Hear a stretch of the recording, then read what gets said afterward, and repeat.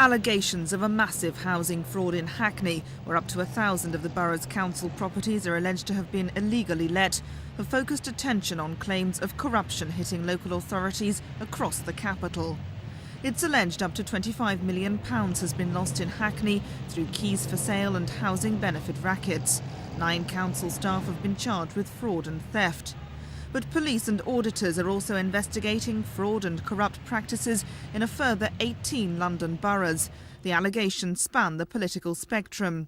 In Conservative Brent, it's alleged £23 million may have been lost through a keys for sale fraud.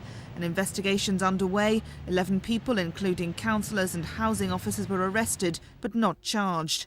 Police are investigating 2 allegations of housing fraud in Labour Greenwich and looking at a further 20 cases. The council has now set up a confidential fraud line. In Liberal Democrat Tower Hamlets, there are allegations of corrupt practices in street markets. Also, 2 housing officers have been sacked in an alleged keys for sale scam.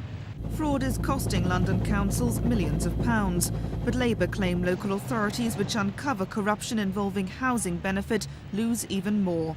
The subsidy councils receive from the government for housing benefit is slashed by 3/4 if benefit claims are found to be fraudulent. What I would recommend the government to do is precisely as I've said in the question today, is to change the rules so that we penalise bad authorities, reward good authorities, and then you can take a bit longer to get a decent housing benefit system. What we say is that although we reduce the subsidy to 25% where there's been fraud, the councils can actually keep 100% of all the monies they get back. So there is a potential there to keep 125% of the money.